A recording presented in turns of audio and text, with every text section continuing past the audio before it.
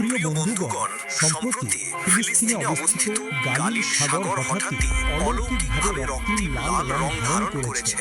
মহানবী হযরত মুহাম্মদ সাল্লাল্লাহু আলাইহি ওয়াসাল্লাম এই হ্রদ সম্পর্কে বহু আগে একটি গুরুত্বপূর্ণ ভবিষ্যদ্বাণী করেছিলেন। অনেকে বলছেন এটি হচ্ছে কিয়ামতের একটি বিশেষ নিদর্শন। শুধু মুসলমান নন, ইহুদি ও খ্রিস্টান ধর্মগুরুরাও বলেছেন যে তাদের বাইবেল ও তাওরাতে এই গ্যালিলি সাগরের রক্তবর্ণ পানির ভবিষ্যদ্বাণী উল্লেখ রয়েছে। এই ঘটনা প্রত্যক্ষ করে মানুষ একই সঙ্গে ভয় ও বিস্ময়ে অভিভূত হয়েছে। প্রশ্ন উঠছে, এটা কি শুধু কোনো বৈজ্ঞানিক ঘটনা, নাকি এটি সত্যি কিয়ামতের আলামত?